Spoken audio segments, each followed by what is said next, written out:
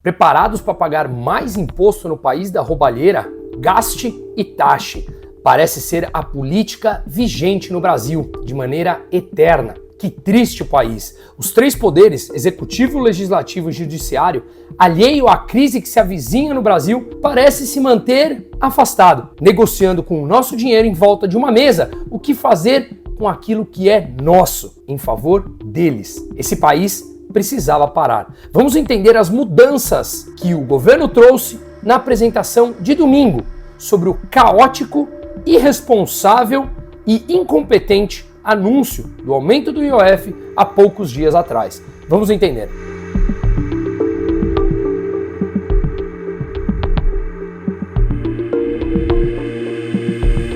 Repito, o Brasil deveria parar. Depois da repercussão negativa do aumento do IOF, que já explicamos em vários outros vídeos aqui nesse canal, mais uma vez o governo volta com o viés arrecadatório, tentando enganar o mercado, ou seja, todos os agentes econômicos, que agora estaria pensando em cortar gastos, mas não, nada vem.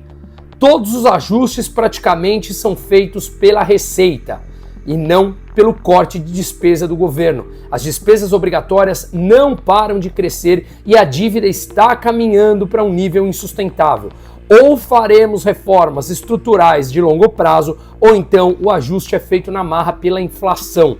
E isso não é no longo prazo, é em 2027. Tanto é que o próprio governo já anunciou que a partir desse ano, 2027, não haverá mais dinheiro dentro do gasto discricionário, ou seja, os gastos não obrigatórios, para pagar o piso de educação e saúde. O próprio governo falou. E esse é um ponto que exige debate aprofundado. Portanto, os convido aqui a participar da comunidade Liberdade Sem Fronteiras, chat diário no WhatsApp, onde todos debatemos. Além de mais de 100 horas de conteúdos, acompanhando todos os meus documentários, lançaremos daqui a poucos dias o documentário dos Estados Unidos, já está disponível de El Salvador, e o que iremos à Argentina em outubro acompanhar as eleições nacionais para que o partido do Milei possa ganhar maioria e conseguir aprovar ainda mais mudanças para que possamos entender e importar esse tipo de ideia aqui no Brasil. Venha para o debate, senão quem manterá o monopólio da narrativa será sempre os governantes e isso tende a deteriorar o nosso poder de compra.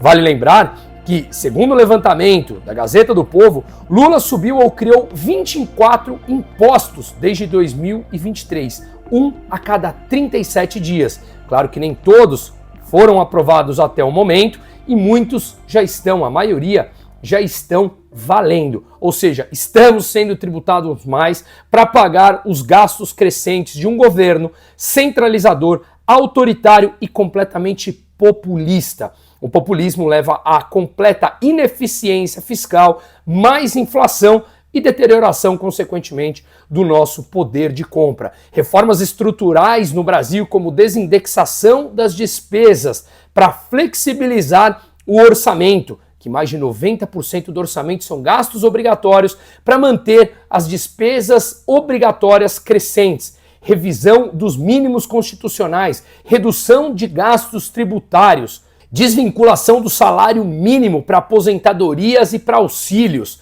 reforma administrativa real. Vale lembrar que o governo está discutindo aumentar o número de parlamentares, aumentar o número de congressistas e não reduzir, que é o que precisaria e muito, e tem espaço para muito, trazendo eficiência. Ou seja, reformas como essas, de maneira estrutural, para um crescimento no longo prazo, sequer são discutidas. O governo tenta ajustar as suas regras para dizer para o mercado que está cumprindo o arcabouço fiscal e mesmo assim não cumpre, apenas subindo impostos. Voltamos ao de sempre no Brasil. A população arca ou com inflação ou com aumento de impostos. Inclusive, o próprio UOL dando a notícia, Haddad faz acordo com o Congresso para reduzir o IOF, elevando outros impostos. O executivo, debaixo do presidente Lula, diz cumprir metas do arcabouço, mas ele não vale de mais nada. Já falamos aqui textualmente, explicamos como que os gastos parafiscais, aqueles que o governo vem fazendo artimanha para não passar por dentro do orçamento, ou seja, coloca a despesa como financeira e não primária, o que deveria ser primária pela Constituição, E ao colocar como despesa financeira, não entra dentro da conta do arcabouço fiscal. Mas todo mundo já entendeu a mágica do governo. E é por isso que o mercado não para de precificar esses ativos aqui no Brasil. Real que se desvaloriza ao longo do tempo, curva de juros que segue subindo e um fiscal sendo deteriorado. Já no Poder Legislativo, Hugo Mota, o presidente da Câmara, adora falar em corte de gastos, mas abocanha grande parte das emendas que tem um total de mais de 50 bilhões de reais e representa 1/4 dos gastos não obrigatórios. 1/4. Os gastos obrigatórios representam mais de 90% do orçamento. Sobram meros 200 bilhões nos gastos não obrigatórios. Desses 200 bi, mais de 50 bilhões são emendas parlamentares. Você acha que ele fala da boca para fora e quer cortar o seu próprio gasto, cortando as suas emendas? Ou não? É fácil analisar. Já o terceiro poder, o judiciário, continua acelerando os penduricalhos para todos os seus membros. E temos o judiciário mais caro do mundo, além de ineficiente e autoritário, a gente não precisa nem falar. Portanto, o Brasil é o país da piada, é o país do jeitinho, é o país da hipocrisia e o país do parasitismo, que acontece inclusive na iniciativa privada. Pois bem, o investidor paga a conta com o novo anúncio feito pelo governo ontem, domingo.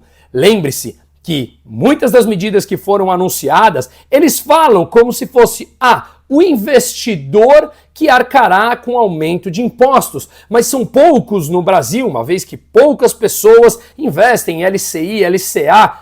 Mas esses investidores, mesmo se fossem poucos que não são, financiam toda a cadeia produtiva, como veremos daqui a pouco.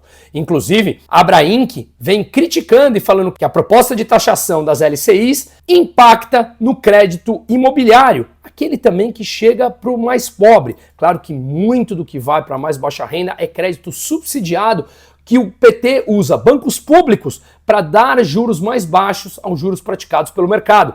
Só assim parece bonito. Só que isso causa endividamento, que leva à desvalorização da moeda e mais inflação em outros produtos e serviços. Ou seja, o mais pobre acha que tem vantagem nos juros, mas ele paga com altos preços no restante da base da sua cesta de consumo. Depois de 2014, o Brasil apresentou um déficit estrutural, à exceção dos anos finais da pandemia, que o Brasil foi um dos únicos 3 países no mundo que reduziu seu nível de endividamento frente ao PIB do que era antes e pós-pandemia. Mas depois de 2014, o déficit crônico acelerou e muito os gastos públicos. Nos primeiros anos dos 2 mandatos de Lula, o Brasil apresentou superávit. Se fosse alguém bem intencionado, teria usado esse dinheiro com muita eficiência, mas estamos falando do PT. No primeiro momento, com um boom de commodities, arrecadação e exportação crescendo, a China demandando tudo porque estava construindo a sua economia, tanto é que agora eles estão com dificuldade em transformar em economia de consumo, esse superávit foi minguando e se transformou em déficit crônico, além de toda a corrupção que nós sabemos que muito desse dinheiro foi para o ralo. Pois bem, então vamos analisar as 6 medidas que devem ser apresentadas por medida provisória e, claro, precisa aprovação ainda, mas ao que mostra, eles estavam todos juntos ali arquitetando entre o próprio ministro da Fazenda e os representantes do Congresso, portanto, podemos ter uma análise importante de como eles estão fazendo o ajuste novamente pela receita, para que você pague, todos nós e toda a sociedade paguemos pelos gastos que eles não querem cortar. Pois bem, o primeiro ponto é que quando eles tiveram que voltar parcialmente no aumento do IOF e agora voltar mais ainda, eles deixam de arrecadar. Ao deixar de arrecadar, a bomba fiscal fica maior ainda. Então eles precisam achar uma forma de suprir esse ponto que cairá da arrecadação com o IOF, que já foi uma barbaridade. Aumentar o IOF já foi um escândalo, mostrando que eles querem fazer de tudo, inclusive se der a ideia de controle de capital. Não é isso que aconteceu, mas mesmo passando essa ideia, tudo vale para arrecadar. Portanto, o ponto número 1 que a gente vai falar aqui, que eles anunciaram, foi a chamada recalibragem do IOF. Basicamente vai ter um ajuste no crédito e no câmbio.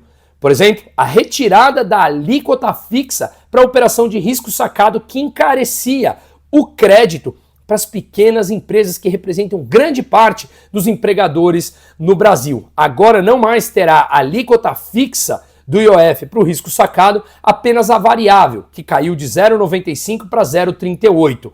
Parece boa notícia, né? Mas lembre-se que isso é bastante mais alta do que estava prévio ao anúncio. E no Brasil, como a gente tem memória curta, basicamente a gente analisa, ora, a notícia do último dia foi boa. Não deveria ter subido inicialmente os impostos que já são altíssimos. Então ele sobe, digamos, de 0 para 1, quando ele volta para 0,80, a gente comemora. Falando números hipotéticos. Não é para comemorar, porque era 0 antes. E só está subindo para eles fecharem as suas próprias contas.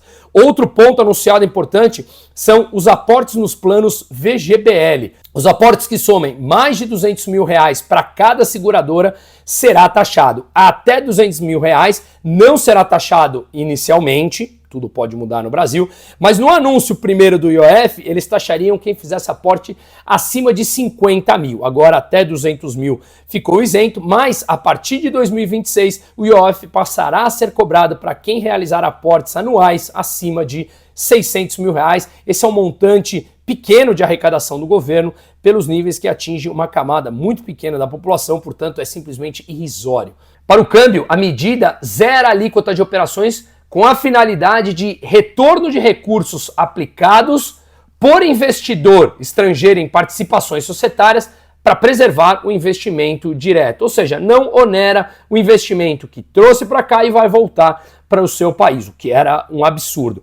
Mas vamos lembrar de novo, o recuo de 80% no IOF sobre operações de risco sacado ainda apresenta um alto nível frente ao que era prévio ao anúncio. O imposto continua e muito mais alto, encarecendo o crédito. Outra mudança, ponto número 2, alíquotas de títulos públicos será agora de 17,5%. Haverá uniformização de alíquotas de títulos públicos com o fim do escalonamento do imposto de renda por prazo, que é de 22,5% até 15%. Ou seja, para quem tem um investimento acima de 2 anos, hoje paga alíquota de 15% sobre o lucro. Agora a alíquota será única de 17,5%, independente do prazo. Eles dizem que é a média ponderada entre o atual 22,5%, que cai para 20%, 17,5% e 15%, e agora se mantém em 17,5%. Pode ter certeza que esse cálculo de média ponderada favorece ao próprio governo. Outro ponto extremamente relevante, fim da isenção para investimentos isentos de imposto de renda. LCI, LCA, CRI, CRA, CDCA, CDA, debênture incentivada, fundos de investimento imobiliário, cédula de produtor rural e tantas outras passarão a pagar 5% de imposto de renda, hoje são isentas. Um exemplo, um CRI, um CRA, um LCI, uma LCA está financiando a cadeia produtiva do agronegócio, a cadeia produtiva do imobiliário, as debêntures incentivadas são de infraestrutura e todas elas agora passarão a pagar imposto, portanto encarecem o crédito. Ora, Bruno, mas é injusto ser isento. É injusto ter um Estado tão grande que a gente tem que sustentar. Ao invés de achar injusto e ter que subir os impostos onde estão baixos ou isento, que tal diminuir o tamanho do Estado de maneira brutal, acabar com os privilégios desses parasitas e reduzir o imposto para todo mundo, para manter o dinheiro na mão da população e das empresas, para gastar e investir como eles quiserem? Nós somos muito mais eficientes do que o governo sempre. Um outro ponto importante, compensação de ganhos e perdas. Hoje é exclusiva a renda variável, agora vai ampliar. Se você tem um ganho em renda fixa, você pode compensar um prejuízo em renda variável. O quarto ponto são os gastos tributários. O governo fala que deixa de arrecadar 800 bilhões de reais com isenção tributária para alguns setores, que acelerou no governo da Dilma, para privilegiar os seus amigos e as empresas estratégicas. Pois bem, eles querem voltar a tributar. Repito, que tal baixar para todo mundo, para que a gente não tenha que sustentar esse Estado gigantesco e parasitário que tira grande parte daquilo que nós produzimos? Basicamente, segundo o cálculo do próprio FMI, hoje o custo do Estado brasileiro gira na casa dos 45% do PIB. 45% de tudo que produzimos vai para o Estado. Que tal diminuir isso e manter mais em nossas mãos e na mão das empresas livres, sem as amarras burocráticas e governamentais, para abrir o mercado e prover melhores produtos e serviços? Essa é a sugestão que eu deixo, mas obviamente eles não querem. E a narrativa inverte. Se alguns setores pagam baixos impostos, vamos subir o desse para igualar quem paga mais. Não, que tal diminuir o Estado e baixar os impostos de todo mundo? Outra mudança número 5, CSLL e juros sobre capital próprio. O CSLL terá duas alíquotas, 15% e 20%. Hoje tem 9% também que deixará de existir. Quem paga 9% pagará 15%, um belo aumento. Por exemplo, as fintechs. Os bancos que já pagam CSLL, Contribuição Social sobre Lucro Líquido, de 20%, manterão com 20%. E aí, o que eles falaram? Ora, se as empresas que pagam 9% pagarão 15%, os bancos que já pagam 20%, eles serão beneficiados porque não terá mudança. Aí eles mudaram. O imposto de juros sobre capital próprio aumentará de 15% para 20%. Mais imposto. O sexto ponto, tributação de bets, que subirá de 12% para 18%. Temos, portanto, no Brasil um sistema eleitoral em que os presidentes da República são eleitos sem maiorias no Congresso, ao mesmo tempo em que os congressistas têm incentivo total a gastar o seu dinheiro, recebendo mais emendas parlamentares e se manterem no poder, fazendo distribuições de cargos, repito, com o seu dinheiro.